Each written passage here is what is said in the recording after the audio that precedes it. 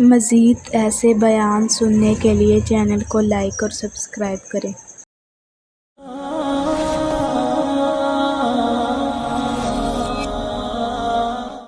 اللہ علیہ کے پاس نا ایک بوڑھی اماں اپنا بیٹا چھوڑ گئی، تو حضرت صاحب نے کو 2 4 5 مہینے رکھا، تو بعد میں اس کی اماں کو بلا کے کہا کہ تو بیوہ ہے، بیٹا تیرا یتیم ہے، میں نہیں چاہتا کہ اس کا وقت ضائع ہو، یہ پڑھنے والا کوئی نہیں، سارے نہیں بھائی پڑھنے والے ہوتے، اب یہاں علماء بیٹھے ہیں، میں بے ادب بھی نہ ہو جاؤں، کچھ پورے 8 سال لگا کے بھی آ جاتے ہیں، سند بھی ان کے پاس ہوتی ہے، ناراض نہ ہو جانا، یہ تو سب اچھے لوگ ہیں، سند ہوتی ہے پر پتہ پوتا کوئی نہیں ہوتا، یہ اعلیٰ حضرت نے لکھی ہے بات، سند ہوتی ہے، پوری ڈگری ہوتی ہے، اس پہ کئی لوگوں کے سائن بھی ہوتے ہیں، تو بہت سارے طالب علم ایسے ہوتے ہیں جو مدارس میں کہتے ہیں میں فاضل فلاں ہوں، لیکن کوئی شے پاس، تو مولانا سردار احمد صاحب محدث اعظم پاکستان رحمۃ اللہ علیہ اس بوڑھی کو کہنے لگے تیرا بیٹا کند دینا ہے، پڑھنا پڑھانا اس نے کچھ بھی نہیں، تو یتیم بچہ ہے، کل کو تو کہے گی کہ میرے بیٹے نے وقت ضائع کیا تو واپس لے جا۔ بوڑھی اماں رونے لگ گئی، کہنے لگی میں پڑھانے تو نہیں لائی تھی، میں تو آپ کو رب کا ولی سمجھتی ہوں، میں تو نوکری کرانے لائی تھی، نوکری۔ حضرت انس بن مالک کہتے ہیں میری اماں بھی حضور کی بارگاہ میں دے گئی تھی، حضور کی بارگاہ میں، یہ نہیں کہا تھا کہ یا رسول اللہ پڑھا دیں، ہاں میں ذمہ داری سے بات کر رہا ہوں، یہ نہیں کہا تھا حضور مجاہد بنا دیں، یہ تھوڑی کہا تھا کہ یا رسول اللہ صلی اللہ تعالی علیہ وسلم سے مفسر محدث محقق مفتی بنا دیں۔ حضرت انس کی اماں کہہ گئی تھی سونیا جب تک یہ رہے گا نا آپ کی نوکری کرے گا، یہ گھر کے کام کاج کرے گا، ڈیوٹی کرے گا، حضور یہ آپ کی نوکری کرے گا۔ تو میرے محبوب نے پھر دعا کر دی اللہ اسے برکت عطا فرما۔ تم سمجھتا ہے خدمت والا خالی رہ جاتا ہے؟ جتنا ذائقہ خدمت والے کو ملتا ہے، جو اس کے نصیب میں آتا ہے، وہ کسی کا نصیب کہاں بھائی۔ حضرت انس کہتے ہیں حضور نے دعا کر دی، برکت کی۔ مجھے تو کھیتی باڑی آتی بھی نہیں تھی، پر لوگوں کے باغ میں سال میں 1 دفعہ پھل لگتا تھا، میرے باغ میں 2 دفعہ لگتا تھا۔ حضور نے دعا کر دی یا اللہ اسے اولاد دے، فرماتے ہیں میرے بیٹے، میرے پوتے، میرے نواسے، میری بیٹیاں، فرماتے ہیں میں زندہ ہوں اور میری 100 اولادیں موجود ہیں۔ پریشان ہو گیا 100 سن کے کہ بچے 2 ہی اچھے، 100 اولادیں میری موجود ہیں۔ حضرت انس مولانا سردار احمد صاحب کے پاس نا چھوڑ گئی بچہ، کہنے لگی حضرت جی میں کو پڑھانے کے لیے تھوڑا چھوڑ گئی ہوں، میں تو اس لیے چھوڑ کے گئی ہوں کہ آپ مہربانی کریں خدمت کرائیں۔ تو حضرت جی کہنے لگے کوئی ایسا کام ہی نہیں، خدمت والا کیا کراؤں؟ کہنے لگی پٹھے پوا لیا کرو جی، لڑ پہ کہنے بچے کام کر دیں مدرسے دا، حالانکہ اب کہاں بچے کام کرتے ہیں، اب تو گزر گیا دور، اب تو بچے کام کراتے ہیں، اب بچے بھی ناراض ہو رہے ہیں، گور گور کے دیکھ رہے ہیں، صحیح پہ رہا ہوں آپ کو، بچے کام کراتے ہیں، بچے کہاں کام کرتے ہیں۔ کہنے لگی یہ چارہ ڈالے کرے گا آپ کی بھینسوں کو۔ تو حضرت نے اس کو کہا کہ بی بی چارہ میری بھینسوں کو ڈالنے کے لیے میں نے بندہ رکھا ہوا ہے، تو جا لے جا۔ کہنے لگی ہاتھ باندھ کے حضور مہربانی کریں رکھ لیں، چارہ ڈالے گا، اور پتر توجہ سے چارہ ڈالنا حضرت کی بھینسوں کو۔ رونے لگی، حضرت نے رکھ لیا، مہینے کا خرچہ بھی دیتے، شام کو نا وہ سارا دن کام کرتا، شام کو آ کے پیروں میں بھی بیٹھ جاتا، حضرت جی لائیں تیل تھوڑا سا، پیر نہ دبا دوں۔ 8 سال ساتھ والے پڑھتے رہے، یہ بیچارہ نوکری کرتا رہا، میرا روپ بھی نہیں تے میرا رنگ بھی نہیں، اور میں نو یار منان دا ٹنگ بھی نہیں۔ کبھی کبھی نا حضرت بلال حبشی فارغ ہوتے نا تو نبی پاک کی بارگاہ میں عرض کرتے حضور کوئی کام تو نہیں، سارے ہو گئے، حضور جاؤں ذرا، چلے جاتے۔ ایک دن سلمان فارسی کہنے لگے یا رسول اللہ یہ بلال کہاں جاتا ہے؟ فرمایا جا دیکھ کے تو آ۔ حضرت سلمان واپس آئے تو آ کے رونے لگے، کہنے لگے سونیا جب یہاں سے جاتا ہے نا تو جا کے سیدہ فاطمہ کی چکی پیسنی شروع کر دیتا، بی بی صاحبہ کے کام کرنے لگتا ہے، گھر میں جا کے اسنین کی ڈیوٹی کرتا ہے، وہاں بھی کام یہاں بھی کام، وہ چارہ ڈالتا رہا، اس نے چارہ ڈالا۔ حضرت محدث اعظم کی بھینسوں کو دستار فضیلت کا وقت آ گیا، سارے پگڑیاں سجا کے آ گئے، آج دستار ہوگی، یہ نہ پیچھے ہو کے بیٹھ گیا، چونکہ پڑھا ہی نہیں تھا تو دستار کاہے کی، دستار تو اس کی جو پڑھے گا، ہم نے تو پڑھا ہی نہیں، ہم نے تو یار پڑھا، گھر پڑھا، ڈیوٹی کری۔ حضرت محدث اعظم رحمت اللہ علیہ کے ہاں جب اعلان ہونے لگا نا کہ اب دستار ہوگی تو حضرت نے پہلا اعلان اس کا فرمایا، تو مجھے والا بندہ کپڑے بھی کدی کدی بدل دے نا، वो कहते जिस हाल में भी था मैं पलट के देखने लगा कि पड़ा पड़ा तो है, कोई शय नहीं। तो ये माजरा क्या है? पीछे से उठ के आए तो कहते हैं बाकियों की दस्तार किसी आलिम ने की, किसी सूफी ने की, लेकिन ये भैंसों को चारा डालने वाला जब आया तो मुहद्दिस आदम ने फरमाया पगड़ी के बाल को कोई हाथ ना लगाए, ये सारी दस्तार मैंने करनी है। और फरमाते हैं हजरत बाल भी देते जाते थे और आंसू भी बहाते जाते थे, माथा भी चूमते थे और फरमाते थे दस्तार के बाद चला तो नहीं जाएगा यार, मुझे तो इबादत भी नहीं रह गई, मुझे तो चाबियों को भी नहीं पता कौन सी कहाँ रहती है, जाएगा तो नहीं तू? तो रो पड़ा, कहने लगा सोने जाए तो वो जिसके पल्ले कुछ है हो, आता जाता तो है कुछ नहीं, मुझे किसने रखना है, मैंने कहाँ जाना है, इधर कहाँ तो इधर ही रहूंगा। उस तालिब इल्म के सारे उस्ताद भाई कहते हैं उसने दस्तार कराई, पढ़ा पढ़ाया कुछ नहीं, पर जो मसला अड़ जाता था ना, वो जो अड़ जाता था ना, वो जाके उससे पूछते थे तो किताबें खोलने की जरूरत नहीं पड़ती थी। हजरत उम्मे सलमा रदी अल्लाह तआला अन्हा कहते हैं मैंने अर्ज की या रसूल अल्लाह सल्लल्लाहु अलैहि वसल्लम मेरी बच्ची बड़ी बीमार है, तो मुझे किसी ने कहा है ये थोड़ी सी नशे वाली चीज है, ये बना के तैयार करके दो सही हो जाएगी, बीमार है बच्ची तो ये नशे वाली चीज है, इसको तैयार करके दो, थोड़ा नशा है। अगरचे बाज, मैंने शुरू में कहा, बाज लोग मरीज को, सख्त मरीज को ऐसी अद्वियात जो मजबूरी बन जाए उसकी गुंजाइश और इजाजत देते हैं। मोहतात उलमा तो उसमें भी बहुत सारी चीजें पहले बयान करते, लेकिन उसने कहा जी मेरा नशा देना है शिफा के लिए। हजरत उम्मे सलमा कहती है मेरे नबी पाक ने मेरी तरफ देखा, मेरी तरफ, तो मैंने कहा या रसूलल्लाह आप क्या फरमाना चाह रहे हैं?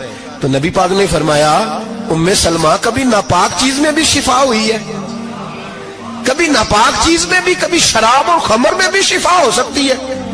शिफा रब करीम ने रखी है पर शहद के अंदर रखी हुई है, शिफा अल्लाह ने रखी है कुरान मजीद में रखी हुई है, तो इसमें भी कभी ये हुजूर ने बयान किया है कि इसके अंदर शिफा हो सकती, तो उम्मत कितनी दलेरी करती है जो ये मशवरे देती है कि उसके अंदर नशा है, शराब है, तो खांसी चली जाएगी तो फलानी बीमारी चली जाएगी।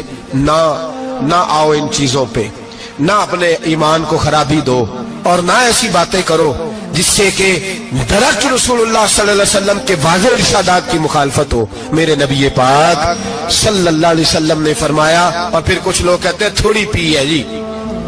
अब तो मैं तज्जिये में पढ़ रहा था कि ऐसी शराब इजाद हो गई है, लोग शराब पीते हैं और वो मस्त भी रहते हैं, कार भी चलाते रहते हैं, कहते हैं जी नहीं हमारा ज़हन माऊफ नहीं हुआ तो ये वाली सही है, नशा नहीं लाती।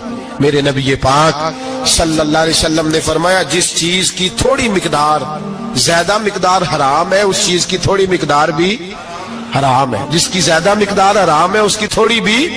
तो खमर और शराब अगर फुल पीना जायज नहीं तो थोड़ी पीना भी जायज, ये हराम है और हराम थी और कयामत तक हराम ही रहेगी। मेरे नबी पाक सल्लल्लाहु अलैहि वसल्लम ने मना किया और हुजूर ने इजहार नापसंदीदगी फरमाया, और मैं 40 दिन तो इबादत ही कबूल नहीं होती शराब पीने वालों जब तक सच्ची तौबा ना करे।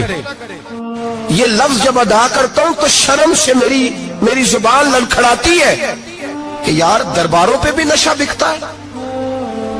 मैं ये बात कर रहा हूं सूफिया का तर्जुमान, दरबारों पे, मजारों पे, और सज्जादा नशीनों तुम्हें जमीन निगल जाए, आसमान तुम्हें ले उड़े, तुम पर कहर नाजिल हो, तुमने बाप दफन करके तो वहां नशे का अड्डा बना लिया, माओ से बेटे छीनने लगे हो, औरतों के सरों से कपड़े छीनने लगे हो, सुहाग मारने लगे हो, बेटियां और बेटे यतीम करने लगे हो, नशा बेचते हो दरबारों और मजारों पे, ये तमाशा लग गया। आप कैसे करूं ये बात, पर करनी पड़ रही है, मजबूरी है, ये मजमून मुकम्मल नहीं हो सकता। बंद कर दे वो दरबार, हमें नहीं चाहिए जिन दरबारों पे नशा बिकता है। मैं जिम्मेदारी से कह रहा हूं, बात रिकॉर्ड हो रही है। जूते की नोक पे वो सज्जादा नशीन जो उम्मत को ड्रग्स देता है, वो सज्जादा नशीन का डेरा नहीं, वो गंद का अड्डा है, वहां से फैज नहीं मिल रहा, उम्मत की तबाही हो रही है। बता दो, फैला दो, इसको एतराज करना है, करो।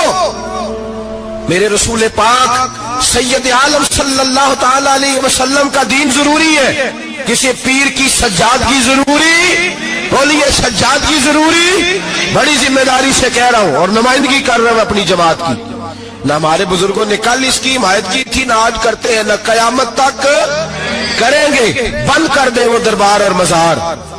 बुजुर्ग दुनिया में ये काम करने आए थे और हमारी सोच इतनी गिर गई है, इतने हम कमजोर हो गए। कहते हैं जब उसको चढ़ जाती है तो फिर बड़ी मार्फत की बातें सुनाता है। तुझे शर्म नहीं आई अल्लाह लफ्ज कहते हुए? अब नशई तुझे मार्फत सिखाएगा? अब तू शराबी से, भंगी चरसी से दीन सीखेगा? कहते हैं उसने पी हुई थी, चढ़ी हुई थी, मैं बात कर दी तो मेरा काम बन गया। इतनी गंदी और मैली सोच साहिब ईमान की होती है। तो अब नशइयों से जाकर दुआएं कराएगा? सुन, मेरे नबी पाक सल्लल्लाहु अलैहि वसल्लम ने फरमाया जो शराब पी ले, नशा कर ले, उसकी तो 40 दिन तक इबादत रब कबूल नहीं फरमाता। तू कहता चढ़ी हुई थी तो उसने दुआ कर दी, तुझे शर्म ही नहीं आई बात करते? हया ही नहीं किया तूने जुमला बोलते? ये कोई तसव्वुफ और तरीकत है? जाओ उठा के ले जाओ। ऐसी कोई तसव्वुफ और तरीकत हमें नहीं चाहिए। हमें वो वाली तरीकत चाहिए जिसमें खुदा के कुरान की बात होती है और मोहम्मद मुस्तफा के फरमान की बात होती है सल्लल्लाहु अलैहि वसल्लम। तो भाई याद रखो, ये कोई तरीका नहीं। एक मजार है, मुझे एक साहब कहने लगे आ जाए यहाँ भी फातिहा पढ़े। मैंने कहा यहाँ क्या है? कहने लगे थे तो बाबा जी नशा वशा करते, पर सुना है लोगों की मन्नतें बड़ी पूरी होती हैं। मुझे जज्बात बड़े कम आते हैं। मैंने उस आदमी को गिरेबान से पकड़ लिया, मैं कहा इधर हट। वो तो नशा करता था और तू जाता था, तेरी ये कैसे ताकत हुई? तूने मुझे मशवरा दे दिया है, तू हमें कमजोर समझता है? हम कमजोर ईमान के लोग हैं और मैं यहाँ तुझे कहूंगा नहीं नहीं मैं यहाँ नहीं जाता, मैं वहां जाता हूं। बिल्कुल कोई लगी लिपटी बात नहीं, खरी बात। तसव्वुफ वो, दरबार वो जहां कुरान पढ़ा जाए और रसूलुल्लाह की हदीस सिखाई जाए, बाकी कोई मतलब नहीं किसी किस्म का। मैं दाता साहब कभी जाऊं ना जलसा करने किसी काम से, किसी तकरीब में, तो मैं दाता साहब के मजार पे नहीं जाता। मैं कहता हूं यार ये यराना नहीं कि बंदा किसी काम आया था तो फातिहा पढ़ ली, वापस चलो। गखड़ से स्पेशल आएंगे दाता साहब के मजार पे हाजिरी देने, और मेरे संगी गवाह हैं कि मैं स्पेशल टाइम निकाल के बहुत सारे काम छोड़ के स्पेशल जाता हूं। और मैं मुराद मानने नहीं जाता, मैं दाता साहब का शुक्रिया अदा कर दे जाता हूं। मैं उनसे कहता हूं हुजूर आपकी मेहरबानी, आप यहाँ आए तो हमारे बड़े भी रसूलुल्लाह के गुलाम बन गए। मैं तो सलाम अकीदत पेश करने जाता हूं। हम मज़ारात पर जाने के कायल नहीं, बल्कि हमारी तो अकीदत का दर्जा ही मुकम्मल नहीं होता जब तक हम मजार पे सलाम ना करें। पर मजार दाता साहब का, मजार ख्वाजा मोइनुद्दीन अजमेरी का, मजार गौसे आजम जेलानी का, मजार मुहद्दिस आजम मौलाना सरदार अहमद का, मजार औलिया का, मजार मियां शेर मोहम्मद शरफपुरी का, मजार रब करीम के बंदों का। भंगियों चरसियों के मजार नहीं होते और नाम इन मजारात के कायल है, बिल्कुल कायल नहीं हम। मैं थोड़े दिन पहले लाहौर गया था तो मैं कार में मियां साहब मियां शेर मोहम्मद शरफपुरी का जिक्र कर रहा था। मैं अपने दोस्तों से कह रहा था यार बहुत बड़ा बाबा हुआ है, तो मुझे कहने लगी करामत क्या है? मैंने करामत ये है कि सारी जिंदगी सुन्नत का दर्स दिया है। तो मुझे कहने लगे आप कभी गए नहीं? मैंने कहा मैं स्पेशल गया था और थोड़े दिनों के बाद प्रोग्राम बनाऊंगा तो मैं साथ लेके जाऊंगा। हम मजारात के कायल है, हाजिरियां देंगे मजारों पे, लेकिन भंगियों चरसियों के मजारों पर जाने के कायल है। जोर से बोले, यहाँ जाने के कायल है, कोई अकीदा नहीं है हमारा। नशा बिकेगा अब मजारों पे, अब ये तसव्वुफ होगा वहां, ये तरीकत होगी। और मिल्लत पर रहम खाओ खुदारा। अगर तुम्हारे कौमी इदारे कहते हैं रिपोर्ट करने वाले कि 70 लाख पाकिस्तानी नशा करता है, तो क्या तुम्हें ये नहीं पता कि नशा बेचता कौन है? क्या तुम्हें ये नहीं पता कि ड्रग्स का कारोबार कौन करता है? अगर तुम्हें ये पता है तो क्या ये खबर नहीं तुम्हें कि इन रगों पर ये खून उतारता कौन है? मैं अपने बुजुर्गों से माजरत के साथ, नशे का आगाज, नाराज तो नहीं हो जाएंगे बुजुर्ग, नौजवानों को मैं लताड़ लेता हूं लेकिन बुजुर्गों की इज्जत करना सुन्नत है। तो मैं बुजुर्गों से माजरत के साथ ये यूं समझ लिए खूगरे हमद से थोड़ा सा गिला भी सुन ले। नशा सिगरेट से शुरू होता है, सिगरेट से।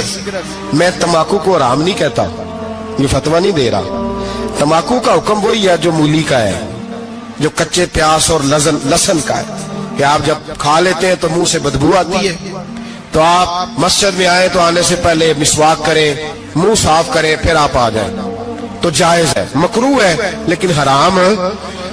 لیکن تمباکو سے آگے جب حالات بڑھتے ہیں، تجزیہ نگاروں نے لکھا ہے کہ ہمارے پنجاب کے کچھ علاقوں میں اب سگریٹ سے نکال کے نا، پہلے بھی بھرتے تھے لوگ اس میں بڑا کچھ، اب پتہ ہے کہ نیا نشہ ایجاد کیا، اب اس کے اندر چسبی بھرتے ہیں اور چھپکلی کو مار کے، سکھا کے، خشک کر کے، اس کو پیس کے وہ ساتھ نشے کے ملاتے ہیں، اور اس کا حال یہ ہوتا ہے کہ آدمی کو زیادہ نشہ ہوتا ہے، اور کہتے ہیں وہ اتنا گند ہے کہ وہ آدمی کسی کو دانت بھی لگائے گا تو وہ بندہ بھی بیمار ہو جائے گا۔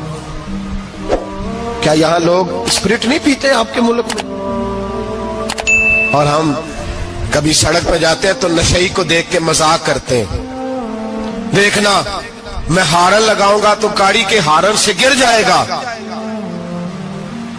لیکن تجھے پتہ نہیں کہ یہ کسی ماں کا بیٹا ہے، پتہ نہیں کسی بیوی کا شوہر ہے۔ ایک ہمارے دوست ہیں، بزرگ ہیں، ان کا داماد فوت ہو گیا، نشہ کرتا تھا، تو میں تعزیت کرنے ان کے گھر پہنچا تو کھڑے ہو گئے ہاتھ باندھ کے، کہنے لگے حضرت صاحب باقی ساریاں گلاں چھڑ دیو، صرف نشے تے تقریر کریا کرو۔ وہ جب جیتا تھا تو تب بھی اس کے بچے یتیم ہی تھے، یتیم ہی تھے۔ میری بیٹی جب میرے گھر آتی تھی اور میں اپنے پوتوں کے اترے کپڑے اسے پہننے کو دیتا تھا تو میرا کلیجہ پھٹتا تھا، اور میری بیٹی اس کی زندگی میں بھی بیوہ کی زندگی گزار رہی تھی، وہ میری بہوؤں کے اترے ہوئے کپڑے پہنتی تھی، کوئی دعا کرو، کوئی جلسے کرو، یہ لت ختم ہو جائے۔ اور کہنے لگا اب میرے وہ چلا تو گیا ہے، دادا دادی اس کے پہلے کوئی نہیں، چچا ہے کوئی نہیں، جب تک تو میں زندہ ہوں ان نواسوں کو کوئی روٹی کا لقمہ، کوئی کپڑا مل جائے گا، لیکن سوچتا ہوں میں بوڑھا ہوں، مر گیا تو ان کو کوئی پوچھے گا بھی نہیں، کون ان کی خبر۔ اتنا ظلم اس قوم سے، اتنی زیادتی، اور آرام سے لکھ کر لوگ گزر گئے کہ یہ 70 لاکھ ہے، ان کا درد تو سمجھو، تکلیف تو سمجھو۔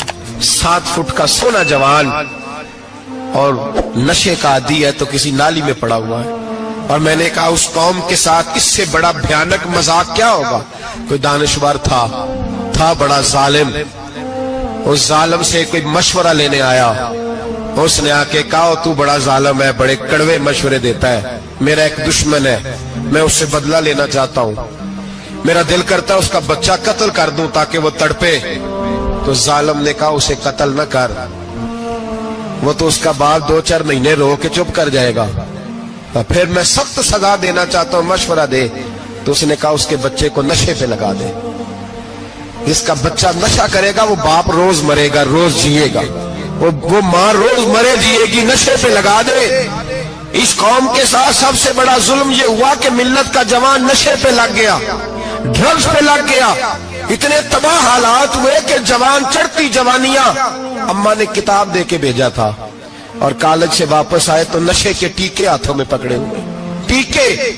اور آپ کے اس ملک کے اسلام آباد میں ایک دن میڈیا نے وہ خبر بھی وائرل کی اور وہ چیز بھی دکھائی لوگوں کو، 3 مہینے کا بچہ لے کے نشئی سڑک پہ آ گیا، اس نے کہا میرا نشہ ختم ہو گیا، میرا بچہ خرید لو، 2 پڑیاں دے دو۔ تو وہاں بیبیاں جو سن رہی تھی وہ بھی چیخیں مار کے رو رہی تھی۔ یہ ظلم کیا اس قوم کے ساتھ، اور کرپشن کی لعنت نے اجازت دی سپلائی کرنے والوں کو کہ گلی گلی بھیجے، گلی گلی۔ انہوں نے کچھ تھوڑا ظلم نہیں کیا ان حکمرانوں نے، اور ہماری اپوزیشن اس کو نہ صرف اتنا پتا ہے کہ یہ جائیں اور ہم آئیں، اس سے زیادہ کوئی غرض نہیں۔ بھائی کرپشن کے خلاف نکلے ہو تم، نشے کے خلاف کس دن نکلو گے؟ جوئے کے خلاف کس دن؟ قوم تو مر رہی ہے نشے سے، اس کے خلاف میدان میں کب آؤ گے؟ صرف اتنا ہے کہ یہ جائیں اور ہماری باری آئے، اس سے زیادہ کچھ نہیں۔ جتنے مجرم وہ ہے اتنے ہی تم بنتے جا۔ سویرے سویرے نا میری والدہ، آپ کو پتہ ہے دیہاتوں میں سامنے بھینسیں رکھی ہوتی تھی، تو اماں جی یعنی وہ سویرے اٹھ کے دودھ رڑک کے اور پھر وہ جب مصلی بچھاتی تھی، تب میں سمجھتا تھا کہ یہ تکلفات ہیں، چونکہ جب بندہ پڑھ دیتا ہے نا پھر اسے گنجائشوں کا بھی پتہ چل جاتا ہے۔ میں سمجھتا تھا یہ تکلفات ہیں کہ وہ پہلے کپڑا بچھاتی، مصلی بچھاتی، प्याले में पानी ला के पास रखती, फिर वो जनाब उस पर पढ़ना शुरू करती, फिर वो रेल, और फिर रेल के ये जो हाफिज होते हैं ना हमारे, ये फिर ज्यादा नहीं चूमते कुरान पाक को, इनके पास होता है ना हर वक्त, लेकिन वो पुराने बंदे वो शनील का गुलाफ, फिर उसे खोलना, फिर उसे चूमना, फिर सीने से लगाना, ये सारी चीजें उनके पेश नजर रहती। अम्मा जी ना वो नमाज पढ़ के कुरान पाक के कोई 2-1 रुकू पढ़ के फिर आवाज देती, वो तुसी अजे भी सुते हो, मैं दुध भी रिड़क लिया, नमाज भी पढ़ ली, सबक भी पढ़ लिया, उठ जाओ ना, अब तो टाइम थोड़ा रह गया नमाज का।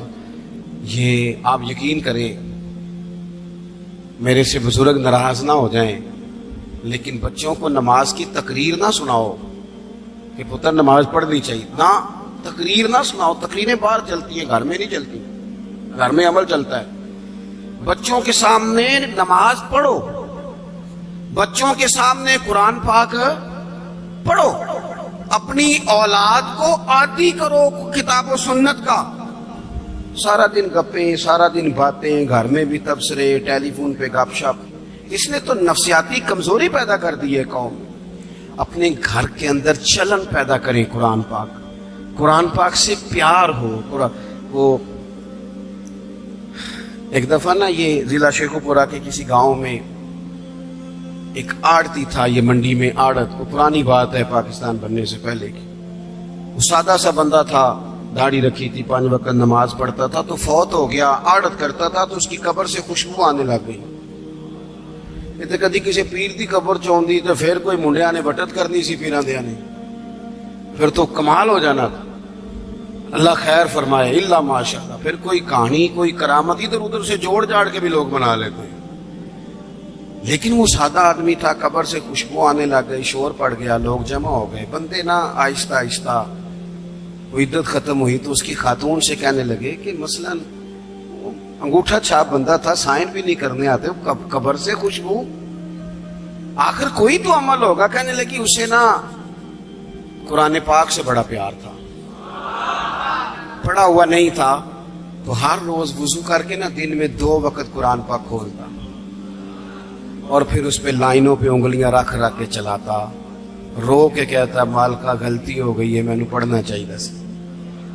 अल्लाह तू जो भी आखे है साची आखे है, तेरा कलाम बड़ा सच्चा है, मालिक तू बड़ा करीम है, तू मेरे वास्ते खैर दियां गल्लां की। कहते वो कुरान पाक से बड़ा प्यार करता था, बीमारी, तंदुरुस्ती, सफर, हाजर, कुरान से बड़ा प्यार किया। लोग समझ गए यही तो वजह है कि कब्र की मिट्टी से भी खुशबू आ रही है। अच्छा, मैं बाज़ जगहों पे मुझे जिंदगी में ऐसे भी तजर्बात हुए कि यार ये अल्लाह की किताब है। मैं जहाज में बैठा था तो मोबाइल पे मैंने कुरान शरीफ खोल लिया, मैंने कहा चलो इतनी देर की फ्लाइट है, कुछ पढ़ते हैं। तो एक मेरे दिल में बदगुमानी आई, कभी कभी पगड़ी दाली वाला बंदा मेरी तरह, अल्लाह माफ करे, समझ लेता है ना नेक भी मैं ही हूँ, ये भी कभी कभी बदगुमानी आ जाती है। तो मैं वो तिलावत कर रहा था तो मेरे दिल में ख्याल आया, यार देखो सारे लोग कानों में टूटियां लगाई हैं, गप्पे लगा रहे हैं, कुरान पाक पढ़ लेना चाहिए था। तो एक नौजवान, उसने ना बाल पीछे यहाँ रबड़ डाली हुई, औरतों की तरह, पैंट शर्ट बड़ी दाढ़ी और बड़ा जदीद फैशन का उसका स्टाइल। तो मेरे साथ जो सीटें थी उन पे वो बैठ गया और फिर उसने फाइलों के अंदर से सूरत यासीन निकाल ली, और जब उसको मैंने तिलावत करते देखा ना तो मैंने दिल ही दिल में माफी भी मांगी अल्लाह से। और मेरे दिल में ये भी ख्याल आया कि ये अल्लाह का कुरान है, मौलवी, वो कारी साहब, हाफिज साहब, वो फलां साहब, अपने जैसे लोगों से, नेक लोगों की बात नहीं कर रहा। वो तू ना पढ़े तो तू क्या समझता है, कोई पढ़ता ही नहीं। ये तो अल्लाह का कुरान है, ये पढ़ा जाता था, पढ़ा जाता है और कयामत के बाद भी पढ़ा जाता रहेगा। पता नहीं अल्लाह ने, यानी अगर मैं और आप नहीं पढ़ेंगे तो ये मोहताज नहीं, किस किस से रब पढ़वा रहा है, कौन कौन पढ़ रहा है, किस किस तरह लोग पढ़ रहे हैं। तो कुरान पाक से मोहब्बत करें। आज जोर के बाद पढ़ लेंगे कोई 2-2 4-4 आयतें। चलो मैं कदों आके हाथ खड़े करो, ये कसम चुको, तुसी नियत भी नहीं पे कर दे, थोड़ा सा पढ़ लेंगे इंशाअल्लाह ताला। अच्छा 2-3 दिन मेरे कहने पे पढ़े आप, 2-3 दिन, सिर्फ लंबा नहीं। मेरा ये तजर्बा है, जो बंदा सुबह सिर्फ 2 दिन अलार्म से उठे ना नमाज के लिए फजर में, तीसरे दिन खुद ब खुद आंख खुल जाती है। हजरत मालिक बिन दिनार फरमाते मैंने 60 हज किए। एक हज के मौके पर मैंने बड़ा रश देखा, लाखों का इज्तिमा हुआ। मेरी बातों की समझ तो आ रही है ना आप दोस्तों? जो नहीं बोल रहे उन्हें भी आ रही है ना? अल्लाह जज़ा दे। कहते लाखों का मजमा था तो मेरे दिल में ख्याल आया, मैंने कहा अल्लाह इतने लोग आए हैं, इनका हज कबूल भी हुआ कि नहीं? फरमाते मैं सोच रहा था तो रात को ना ख्वाब में मैंने किसी कहने वाले को कहते हुए सुना कि सब का कबूल हो गया है। बल्ख का रहने वाला मोहम्मद बिन हारून बल्खी है, उसका हज कबूल नहीं हुआ। फरमाते शहरों के अलग-अलग खैमे लगते थे। अब भी आप हज करने जाएं तो पाकिस्तानियों की रिहाइशें अलहदा होती हैं, इंडियन की अलहदा, बांग्लादेश के अलहदा, मिस्री, यमनी, सब लोग अलग-अलग रिहाइशें होती, झंडे लगे होते हैं मुल्कों के। कहते मैंने सवेरे उठ के ढूंढना शुरू कर दिया, ढूंढता हूं वो बंदा मिले। कहते जहां बल्ख शहर के लोग रहते थे वहां चला गया तो मैंने लोगों से पूछा तुम में मोहम्मद बिन हारून बल्खी कौन है? लोग कहने लगे वो तो बड़ा नेक आदमी है, परहेजगार है, बड़े भोले भाले, बड़े अल्लाह वाले, रियाज आपको बस हम ही जानते हैं, वो तो बड़ा नेक है, परहेजगार आदमी। कहते मैंने कहा अच्छा कहाँ है?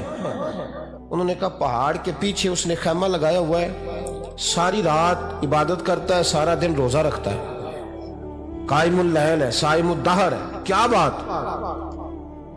फरमाते मैं उन लोगों की बात सुन के हैरान हो गया कि मुझे क्या बताया गया, ये क्या कह रहे हैं? फरमाते मैं पहाड़ के पीछे गया।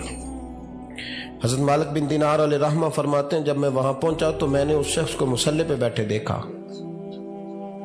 कसरत इबादत के आसार उसके वजूद पर नजर आ रहे थे, सीधा बाजू उसका कटा हुआ था। फरमाते 2 रकते मुकम्मल करके ना मैंने उससे अस्सलामु अलैकुम कहा तो मुझे कहने लगा वालेकुम अस्सलाम, आप मालिक बिन दिनार हैं? मैंने कहा बड़ी इसकी फिरासत है। फरमाते फिर उसने ठंडी सांस ली, कहने लगा आपको ख्वाब आई होगी कि मेरा हज कबूल नहीं हुआ। फरमाते मुझ पर और बिजली गिरी कि क्या कह रहा? मते मैंने कहा यार लोग भी तेरी तारीफ कर रहे हैं और तेरी बसीरत भी बड़ी है, तो ये माजरा क्या है? कहने लगा आप ना पूछें। ये कह के उसने रोना शुरू किया, देर तक रोता रहा। मैंने कहा नहीं यार तू बता। कहने लगा नहीं आप ना पूछें, आप नाराज होंगे। मैंने कहा मैं नहीं होता, तू बोल ना। कहने लगा हुजूर 24 साल हो गए मुझे हज करते हुए, 24वां हज है मेरा, और हर साल कोई अल्लाह का वली आके बताता है कि जा चला जा तेरा कोई नहीं कबूल हुआ। बेपरवाही वेख सज्जन दी जिथे किसे दी पेश न जावे, उन्हें ताजा वाले दर दर रोले ते मंगते तख्त बिठावे, आजम किसे नु कारा मिलदा ही कोई काबे खाली आवे। कहते हैं उसने मुझे कहा हुजूर 24वां हज है, हर साल कोई बताता है। मैंने कहा तेरी गलती। कहने लगा मैं अपनी माँ का नाफरमान। मैंने कहा वाकया क्या हुआ? कहने लगा हजरत अल्लाह ने मुझे दौलत दी, माल दिया, जमीनें दी तो मैं अय्याश हो गया। अब यकीन करें अल्लाह लोगों को माल देता है तो वो समझते हैं मेरी चालाकी से आया है, मैं तेज बड़ा था इसलिए आया है, नाफरमान होते। लेकिन जो रब लेना जानता है, देना जानता है, वो लेना भी। वारस शाह मान करी ना वारसांदा, रब बेवारसा करके मार दई। लोग बड़े स्मार्ट बन जाते हैं, उनकी गुफ्तगू में बड़ा तकब्बुर होता है, उनके निगाहों के अंदाज में बड़े, वो कहते हैं ओहो सब लोग बेवकूफ हैं, सिर्फ मैं सियाना हूं, काम जो सही चल रहा है। ओ भाई 1 मिनट लगता है इंसान को बादशाह से फकीर होने में। एक इमाम मालिक रहमतुल्लाह अलैह बैठे थे तो हारून रशीद आपसे कहने लगा इमाम अबू मालिक से, हजरत बताए इस वक्त अल्लाह क्या कर रहा है? आप फरमाने लगे यार तू बड़े मोटे दिमाग का है, किस तरह के सवाल पूछता है? बादशाह था ना, कहने आप बताएं। तो इमाम मालिक फरमाने लगे तू तख्त पे बैठ के सवाल पूछता रहता है और मैं नीचे बैठ के जवाब देता रहता हूँ, नीचे आ फिर बताता हूँ। उसने कहा जनाब बताएं। फरमाने लगे तू सवाली है ना, तो तू नीचे बैठ और मैं ऊपर बैठता हूँ। जनाब आ जाए। हारून रशीद नीचे आ गया, इमाम मालिक तख्त पे बैठ गए। फरमाने लगे अब बता क्या पूछ रहा था? कहने लगा हुजूर पूछा था अल्लाह इस वक्त क्या कर रहा है? फरमाने लगे रब इस वक्त तुझे समझा रहा है کہ اس تخت پہ تکبر نہ کرنا، 1 منٹ لگتا ہے میں تجھے اٹھا کے مالک کو بٹھا دیا کرتا ہوں، یہ تجھے سمجھا رہا ہے، لہٰذا اس سمجھ پہ قائم رہنا، تکبر نہ کرنا، 1 ہی تو منٹ لگتا ہے، یہ تجھے سمجھا رہا ہے۔ تو وہ شخص کہنے لگا محمد بن ہارون بلخی امام مالک بن دینار سے کہ حضور بڑی دولت تھی تو میں عیاش ہو گیا تھا، رمضان کا مہینہ تھا، اماں تندور میں روٹیاں لگا رہی تھی، میں شراب پی کے گھر آ گیا۔ ہمارے ہاں یہ بھی فیشن ہے نا، اب مہندی والے دن چودھری صاحب کے ڈیرے پہ جوان شراب پیتے ہیں تو پوچھتے ہیں حاجی صاحب آپ تو حاجی بھی ہیں، تو ڈیرے پہ منڈے کیا کرتے رہے؟ کہتے میں ڈیرے تے تھا، مینوں نہیں پتا، وہ کار لگے سن۔ حاجی صاحب آپ کو سارا پتا ہے، اور اللہ آپ سے پوچھ لے گا۔ یہاں تو کوئی آدمی چپ کر جائے گا آپ کے قلوں کی وجہ سے، لیکن عرش کے مالک کو بھی تو جواب دینا ہے کہ نہیں؟ کیا طریقہ ہے؟ دیکھیں نا، کول والے دن محفل اور مہندی والے دن اللہ سے صرف دکھوں کا رشتہ ہے، رسول اللہ سے صرف غموں کا رشتہ ہے۔ اگر تو نے ڈھول ڈمکا شور شرابہ کیا ہے شادی والے دن تو کول والے دن بھی بجا، تیرا پتہ چلے، جنازے پہ بھی بجا۔ کیا تماشا ہے؟ مذہب صرف رسم ہے، ضرورت ہے، کوئی مر گیا تو قرآن پاک کھول لو، باقی جو مرضی کرو۔ حج بھی کیتی جاندے ہو، لہو بھی پیتی جاندے ہو، کھو کے مال یتیماں دا بھیج مسیتی جاندے ہو، پھٹ دلاں دے سیندے نہیں، ٹوپیاں سیتی جاندے ہو، نفس تے چھری پھیر دے نہیں، بکرے کیتی جاندے ہو، فرض پلائی بیٹھے ہو، نفلاں نیتی جاندے ہو، او دسو تے سی بلے نو اے کی کچھ کیتی جاندے ہو، او دسو تے سی بلے شاہ نو کی کچھ کیتی جاندے ہو۔ کوئی طریقہ ہے؟ کول شریف پہ مولوی صاحب تشریف لائیے گا، ابا جی کے کول ہے، تو میں تو کہتا ہوں بجا نہ بینڈ باجے والا آج بھی، تیرا پتہ چلے کہ یہ دو کام کیسے ہوتے ہیں، تو کس طرح دو کشتیوں کا سمجھ نہیں آتی بات کی۔ میں تو جاتا ہی نہیں بینڈ باجے والی شادی پہ، میں کہتا ہوں جن کو مردی پڑھا لو نے کہا، ہم سے نہیں دو کام ہوتے، اللہ روزی دینے والا ہے، ایک ہی کرتے ہیں، دو رنگی چھوڑ کے یک رنگ ہو جا، سراسر موم ہو جا یا سنگ ہو جا، موج کرو۔ ہم اس چکر میں پڑتے ہی نہیں، ہم وہ راستہ ہی چھوڑ دیتے ہیں جو ہماری طبیعت کے مطابق نہیں ہوتا، بس ختم ہو گئی بات۔ اس لیے غور کریں اور یاد رکھیں اس بات کو۔ امام مالک بن دینار رحمت اللہ علیہ فرماتے ہیں مجھ سے کہنے لگا پیسے آئے تو میں عیاش ہو گیا، رمضان کا مہینہ تھا، عصر کے بعد میری اماں افطاری کی تیاری کر رہی تھی، میں گیا، میں نے کہا شراب پی ہوئی، اماں روٹی دے، تو اماں کہنے لگی شرم کر، شرم کر، روزہ رکھا نہیں تو جنہوں نے رکھا ہے ان کا تو خیال کر۔ کہتے اماں کی بات کا مجھے غصہ لگا، میں کہا کرتا ہوں بد نصیب ہے وہ بیٹا جس کا باپ اس سے بات کرتے ہوئے ڈرتا ہے کہ پتہ نہیں کہاں سے بولے گا۔ بد نصیب نہیں وہ بیٹا جس کی ماں اس سے بات کرتے ہوئے سہم جاتی ہے کہ پتہ نہیں کون سی بولی بولے گا۔ بد نصیب نہیں کہ ماں باپ بھی جس سے کھول کے بات نہ کر سکے۔ حضرت مالک بن دینار سے کہنے لگا اماں نے جب کہا نا شرم کر تو مجھے غصہ آیا، میں نے ماں کو تھپڑ مارا اور میری ماں جلتے ہوئے تندور میں گری، لوگوں نے مجھے پکڑ کے اندر بند کر دیا کمرے میں، ساری رات میں شور سنتا رہا پر نشے میں دھوت رہا۔ سویرے آنکھ کھلی تو میری بیوی بیگ باندھ رہی تھی، میں نے کہا کہاں جا رہی ہو؟ کہنے لگی جو ماں کا نہیں بنا میرا کیسے بنے گا؟ میں نے کہا میری اماں کا وہ تو لوگوں نے رات کو ہی دفن کر دی جنازہ پڑھ کے۔ تڑپ کے کہنے لگا مجھے کیوں نہیں بتایا؟ تو کہتے ہیں لوگ کہنے لگے تیری مرتی ہوئی ماں کہہ گئی تھی اسے میرا منہ نہ دیکھنے دینا، میرے جنازے کے قریب نہ آئے۔ حضرت مالک بن دینار فرماتے ہیں جب اس نے یہ بات سنائی تو میں نے بھی اس کے منہ پہ تھپڑ مارا، میں نے کہا تو اسی قابل ہے۔ کہتے ہیں وہ رونے لگا، حضور دعا کرے اللہ مجھ سے راضی ہو جائے۔ کہنے لگا جب ماں کی انتقال کی خبر ملی تو میں نے کلاڑی لے کے وہ ہاتھ کاٹ دیا جس سے ماں کو مارا تھا، میں نے ساری جائیدادیں خیرات کر دیں۔ 24 سال ہو گئے، 24 سال ساری رات نماز پڑھتا ہوں، روزہ رکھتا ہوں، حج کرتا ہوں، پر ہر سال کوئی آ کے کہتا ہے جا دوڑ جا تیرا کوئی نہیں قبول ہوا۔ حضور دعا کرے مالک راضی ہو جائے۔ فرماتے میں تھپڑ مار کے آ گیا، میں نے کہا تجھ سے راضی ہو جائے اتنے ظالم سے؟ امام مالک فرماتے رات کو آ کے سویا تو مجھے خواب میں رسول پاک کا دیدار ہوا، تو نبی پاک علیہ السلام نے فرمایا مالک تو اسے مایوس کیوں کر آیا ہے؟ اللہ تو بڑا مہربان ہے۔ کہا حضور ماں کے نافرمان کو معافی کیسے ملے گی؟ تو امام مالک فرمانے لگے نبی کریم نے فرمایا جا اسے جا کے بتا دے تجھے قیامت میں تیری ماں کی وجہ سے بخش دیا جائے گا۔ کہا حضور اماں کی وجہ سے کس طرح؟ تو محبوب فرمانے لگے اس کی ماں قیامت میں اس کے خلاف مقدمہ دائر کرے گی رب کریم کی عدالت میں، اے اللہ میں نے 9 ماہ پیٹ میں رکھا، درد سہ کے اسے جنا، جگر کا خون پلا کے پالا، اور اسی نے مجھے قتل کیا۔ رب کریم اس کی ماں کا مقدمہ سن کے کہے گا اٹھاؤ اس کو دوزخ میں پھینکو، اس نے ماں جلائی تھی اسے بھی جلاؤ۔ محبوب فرمانے لگے جب پکڑ کر کے مالک اس کو محمد بن ہارون کو لوگ لے جائیں گے نا جہنم کی طرف، ابھی فرشتے گھسیٹیں گے ہی تو پلٹ کے پھر اماں کی طرف دیکھے گا، اور دوسری دفعہ پھر گھسیٹیں گے تو پلٹ کے دیکھے گا، اور تیسری دفعہ پھر پلٹ کے کہے گا اماں یہ مجھے جلانے لگے، اماں یہ جہنم میں پھینکنے لگے۔ میرے حبیب فرمانے لگے وہ جل کے مرنے والی ماں وہاں بھی بول پڑے گی، کہے گی یا اللہ چل میں نے معاف کیا تو بھی معاف کر دے، اے اللہ میں نے معاف کیا تو بھی معاف کر دے، اللہ تو معاف کر دے اسے، اللہ تو اس سے درگزر فرما، اسے معاف کر دے۔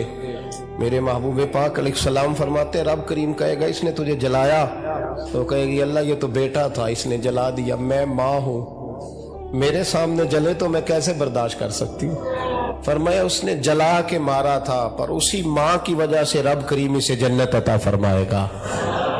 پلٹا جا کے ماں کے پیروں میں بیٹھ، جا سویرے ان پڑھ باپ سے دعا کرایا کر، جا بالکل انگوٹھا چھاپ باپ سے صبح دعا کرایا کر، دیکھ رب کریم تیرے لیے رحمتوں کے دروازے کھول دے گا۔ ایڈیاں گوڑیاں جگتے چھاواں لبدیاں نہیں،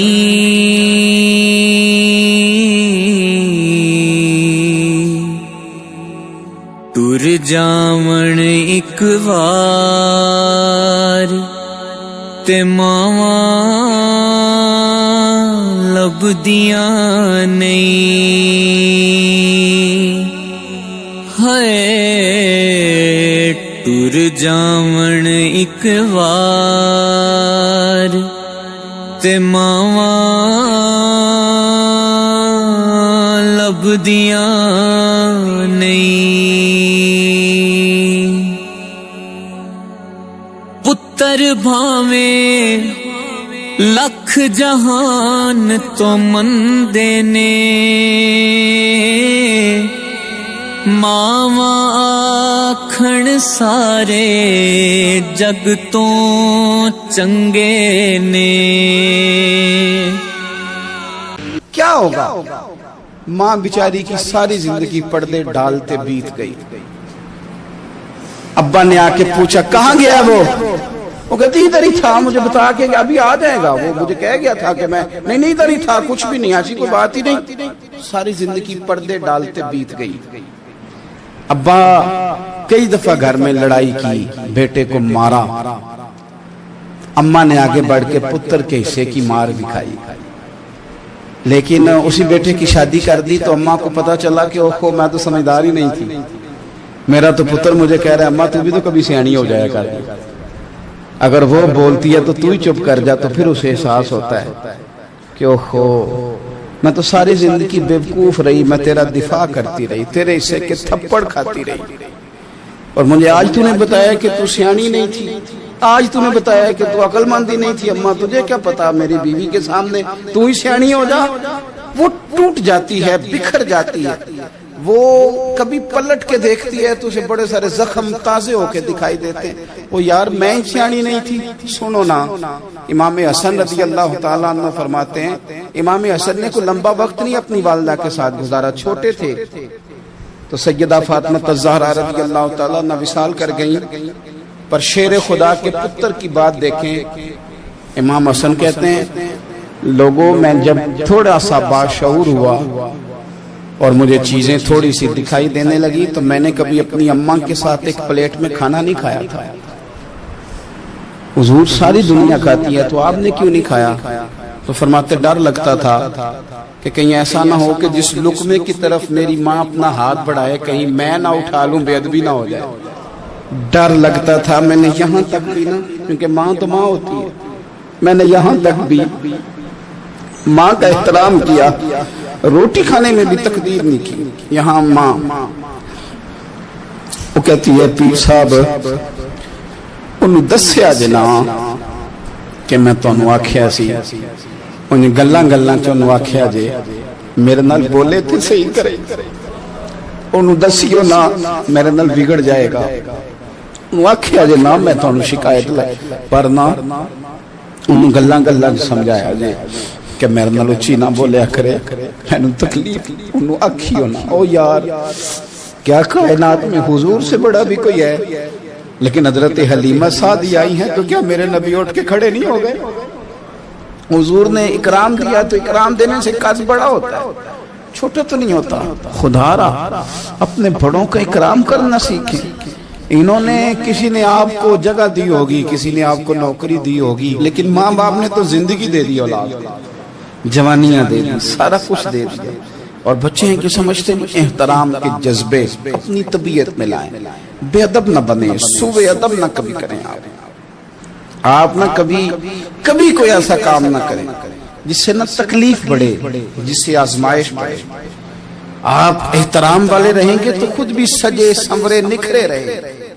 اپنے بزرگوں کو پہل کریں بزرگوں کی طرف، یعنی آپ گھر کے اندر چھپا کے سیب اپنے کمرے میں نہ لے کے جائیں، چھپا کے چیزیں نہ رکھیں، بلکہ پہل کریں بوڑھے ابا سے، پہل کریں اپنی والدہ سے، وہاں سے آغاز کریں، آپ دیکھیں برکتیں کتنی ہوتی ہیں۔ میں کچھ باتیں مجھے لطف دیتی ہیں، میرے کچھ سنگی ہیں، 3 بھائی ہیں کٹھے، مجھ سے بیعت ہیں، میرے ساتھ بڑا پیار کا رشتہ ہے، تو کبھی کبھی نہ خدمت کرنے کا دل کرتا ہے ان میں سے کسی کا کہ چلیں حضرت صاحب آئے ہیں تو ہم کچھ نذرانہ پیش کریں، تو اپنے بڑے بھائی کو وہ تھماتے ہیں کہ جناب آپ یہ کام کریں۔ اللہ تعالیٰ کا شکر ہے میری جیب کم ہی خالی رہتی ہے، اس کا فضل رہتا ہے، لیکن وہ پیسے لینے سے زیادہ یا تحفہ لینے سے زیادہ یا پھول پکڑنے سے زیادہ اس بات کی مجھے خوشی ہوتی ہے کہ کتنے نرالے ہیں، بڑے کو آگے لگاتے ہیں تو برکت تو حاصل کرتے ہیں، اس لیے کہ برکتیں ہمیشہ بڑوں سے ہوتی ہیں، بڑوں سے ہمیشہ برکتیں۔ یہ پھول کا تحفہ بڑے بھائی کو دے کے جب آگے کیا جاتا ہے تو میرے دل کو اچھا لگتا ہے، مجھے قرار آتا ہے کہ یار یہ لہجہ ٹھیک ہے، یہ انداز یہ ٹھیک ہے، اپنے بڑوں کو آگے رکھیں، بڑوں کو کلام کرنے کا موقع پہلے دیں، گھر میں کوئی چیز لائیں تو تقدیم کریں۔ ہمارے ہاں نا اب جو استادی شاگردی آئی ہے نا یہ بڑی خطرناک ہے۔ ہمارے ایک قاری صاحب تھے، ایک مدرسے میں پڑھاتے تھے، بڑا مارا کرتے تھے، اور میں انہیں مذاق بھی کرتا تھا، کبھی کبھی عذرائے محبت مزاح کرتا تھا۔ میں ان سے کہتا تھا قاری صاحب آپ شاید مار کھا کے پڑھیں اس لیے بچوں سے بدلہ لیتے ہیں۔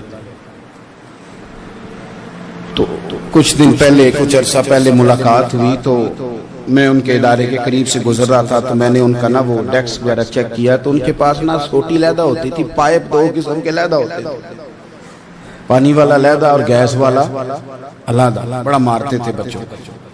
مجھے بھی اختلاف تھا اس بات سے، میں ان کو گزارش بھی کرتا تھا، تو میں گیا تو وہ جس طرح خیر استاد کمال کے تھے، انہوں نے بڑے کامیاب حافظ تیار کیے، اور ویسے بھی بندہ بڑا بااصول، بڑے اچھے، بڑے نفیس۔ میں نے ان سے کہا کہ وہ خیر ہے چھوٹیاں کدھر گئیں آپ کی؟ کہنے لگے حضرت صاحب نہ شاگرد رہے، نہ استاد رہے، نہ وہ ماں باپ رہے۔ کہنے لگے پتہ نہیں 2-4 سالوں میں کیا ہوا ہے۔ تو میں نے کہا آپ کو تو کوئی منع کاری نہیں، میں نے کئی دفعہ سمجھایا تھا آپ باز نہیں آتے، کہتے تھے اب آ گیا ہوں، اس لیے کہ ایک کو چھڑی مار رہے ہوتے ہیں تو دوسرا ساتھ ویڈیو بنا رہا ہوتا ہے۔ پہلے طالب علم اس طرح کی توہین کا رویہ استادوں کے ساتھ نہیں کرتے تھے، وہ کہتے تھے جیسے بھی ہے فیض استاد سے لینا ہے۔ اب آپ ذرا گھور کے دیکھیں تو کہتے ہیں لاؤ کتابیں، جا رہا ہوں بڑے مدرسے، بڑے کالج، بڑے اسکول۔ میں نے اپنی زندگی میں دیکھا کہ ہمارے بڑے کہتے تھے، کبھی گھر آ کے بتاتے نا استاد جی نے مارا ہے تو کہتے تھے کسی غلطی سے مارا ہوگا، اور اس طرح کے سخت لفظ بولتے تھے کہ ہمیں لگتا تھا کہ ہمارے بزرگ ہمارے ساتھ زیادتی کر رہے ہیں. وہ کہتے تھے کہ منو ہڈیاں چاہیے نے پڑیا ہو رہے, یہ لفظ کہتے تھے میرے ابا جی میری اما, ہڈیاں دیا جی سانو پر دیا جی پڑیا. اب کیا ماحول ہے, ڈر آتا ہے, بچے گھورتے ہیں.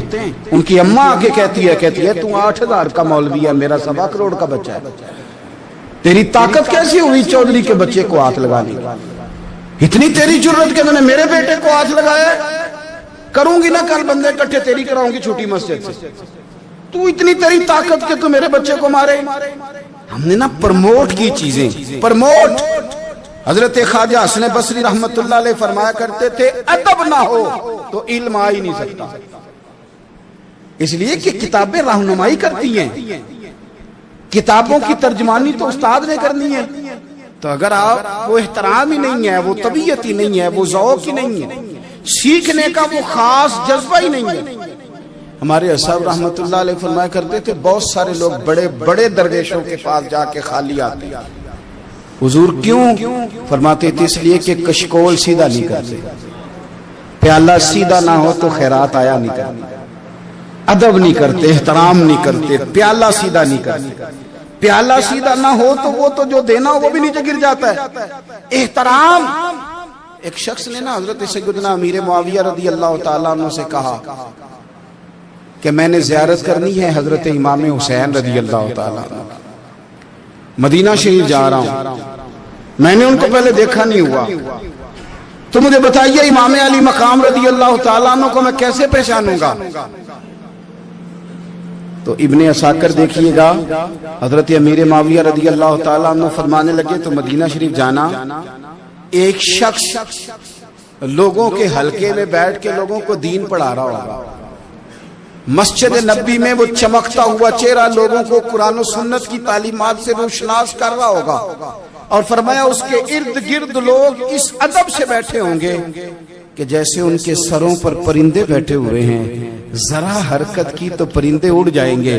فرمایا جب وہ نورانیت والا ماحول تم دیکھو اور اتنے با ادب شاگردوں کے بیچ بیٹھی ہوئی ایک نورانی ہستی کو دیکھو تو سمجھ لینا وہی حسین ابن علی, وہی ہے امام علی مقام امام حسین, کہ جو اس احترام کے ساتھ لوگوں کو انہوں نے آداب سکھائے ہیں, اس طرح انہوں نے لوگوں کو سمجھایا ہے کہ ان کے شاگردوں کا یہ رنگ ہے کہ وہ تو سر نہیں ہلاتے کہ کہیں پرندہ نہ اڑ جائے. اس انداز میں جب لوگ, مجھے بات یاد آ گئی, امام احمد بن حنبل رحمت اللہ علیہ بہت بڑے محدث تھے, تو مجھے پتہ ہے اگر آپ مجھ سے پوچھیں گے نا اس دور میں فقہ سب سے بہترین کس کو آتی ہے تو میں آپ کو بتا سکتا ہوں, کیونکہ میرا شعبہ ہے نا. آپ پوچھیں گے صرف ناو کا استاد کون اچھا ہے تو میں بتا دوں گا کہ کہاں پہ ہے, کون ہے, میرا شعبہ ہے. اسی طرح سے میڈیکل کے شعبے سے وابستہ لوگوں سے آپ پوچھیں گے کہ ہارٹ کا ڈاکٹر کون سا اچھا ہے تو بتا دیں گے.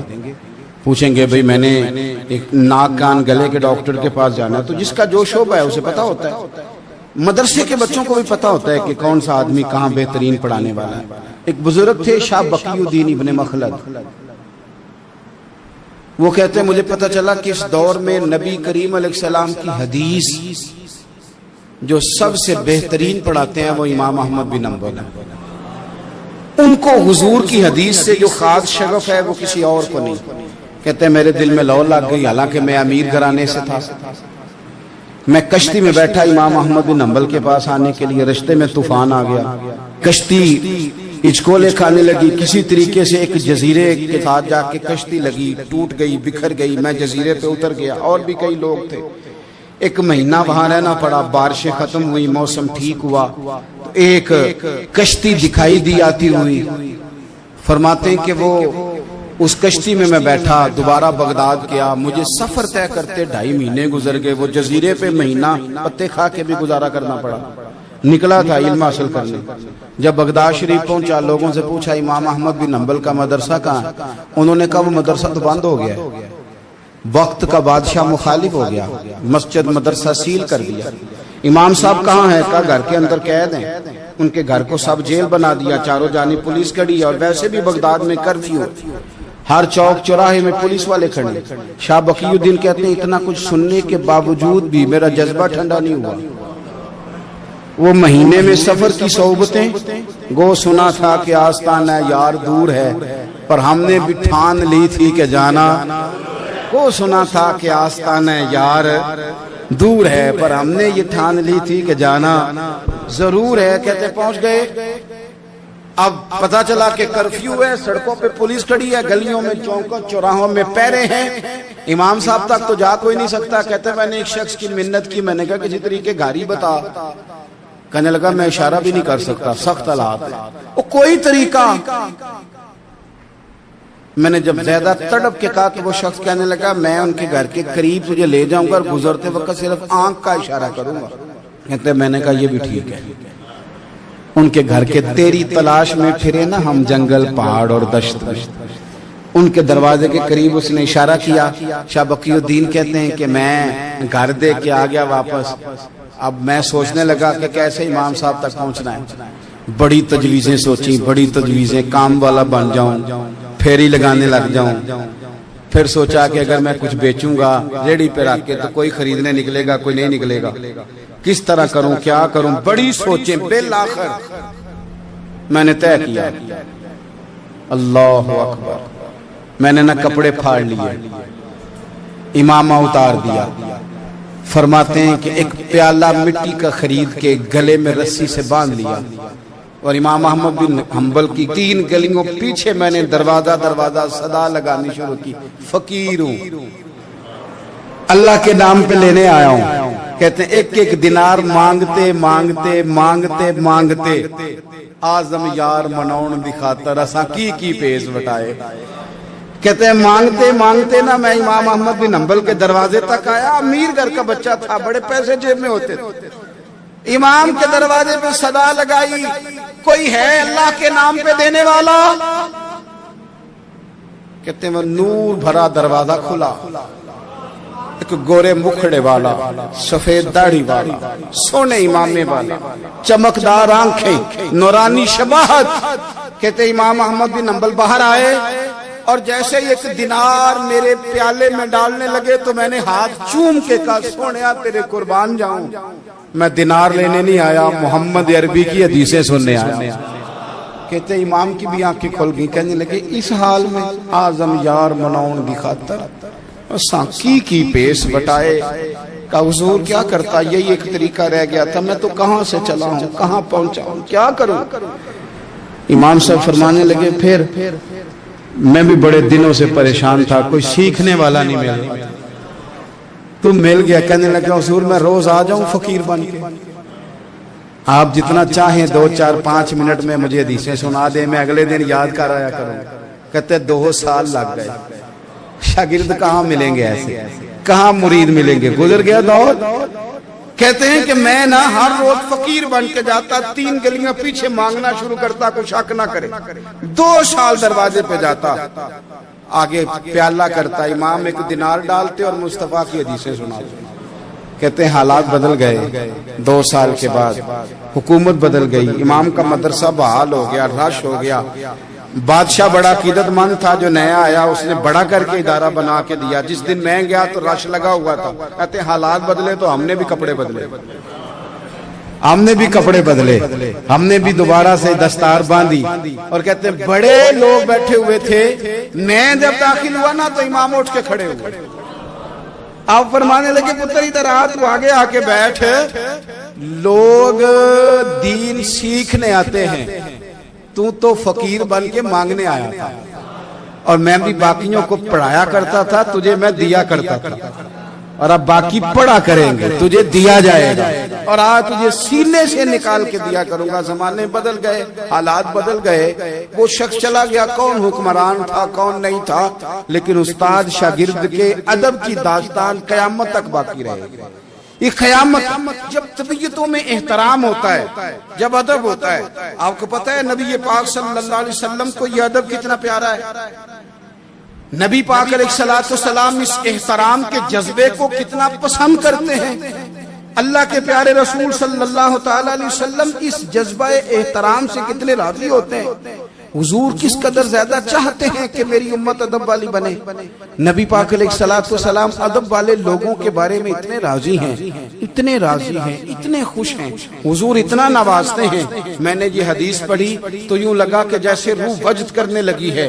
بہقی میں امام بہقی نے لکھی ہے, اللہ کے پیارے رسول علیہ السلام فرماتے ہیں جو چھوٹے پر شفقت کرے اور بڑے کا احترام کرے اللہ اسے جنت میں میری سنگت عطا فرمائے گا. یہ میرے قرب کا ذریعہ ہے, یہ چیز میرا قرب ملے گا. شرط یہ ہے کہ ادب والے بن کے, احترام والے بن کے, کبھی بھی سوء ادب نہ کریں, کبھی کسی مقام پر بے ادبی نہ کریں. آپ اپنا ذائقہ کبھی تبدیل نہ کریں. امام احمد بن حنبل لکھتے ہیں وضو کر رہے تھے, ایک شخص کہتا ہے میں نے ساری زندگی گناہوں میں گزار دی تھی. تو امام صاحب نا وضو کر رہے تھے جھیل پر بیٹھ کے. تو جھیل اس طرح ہوتی ہے, پہاڑ ہیں, اوپر کو پانی نیچے آ رہا ہے. تو کہتے ہیں امام صاحب نیچے بیٹھ کے وضو کر رہے تھے تو میں اوپر بیٹھ کے نا وضو کر رہا تھا یا پانی پی رہا تھا. تو میں نے دیکھا کہ اتنے بڑے امام نیچے. کہتے میں نا میرے دل میں خیال ہے یار میں ساری زندگی غلط کاموں میں گزاری ہے, پر جو بھی ہے یہ رسول اللہ کے دین کے عالی ہے. کہتے ہیں وہ حضور کے دین کی عزت کرنے کے لیے میں اوپر سے اٹھا آ کے نا تو میں تھوڑا پیچھے جا کے نیچے بیٹھ گیا. جو میری حاجت تھی, پانی پینا تھا یا منہ دھونا تھا, میں وہ کرنے لگا. کہتے ہیں امام صاحب نے پھر یوں نظر میری طرف دیکھی, پتہ نہیں انہوں نے کیا دعا دی کہ رب نے مجھے توبہ کی توفیق عطا فرما. میں اللہ کے فضل سے اللہ نے میرا دل موڑ دیا اور میں رب کریم کی بارگاہ کی جانب میری توجہ ہو گئی. خدا نے مجھے اس ادب کی برکت سے اپنی بارگاہ کی طرف اللہ تبارک و تعالی نے مجھے موڑ لیا. بے ادبی تو بندے کو کفر تک لے جاتی ہے, بے ادبی تو کفر تک لے جاتی ہے. اگر بندہ بے ادب ہوتا ہوتا اللہ رسول کی بے ادبی تک پہنچ جائے تو دور نکل گیا. لیکن یہاں باقاعدہ بے ادبی کو پروموٹ کیا جا رہا ہے. کبھی بھی بے ادب نہ بنے, ادب والے رہیں, ادب والے بن کے جئیں, ادب والے بن کے دنیا سے جائیں. وہ درویش نے کہا تھا کہ بے ادباں مقصود نہ حاصل نہ درگاہ ٹوئی, بانج ادب دے محمد بخشا توڑ نہیں چڑھیا کوئی.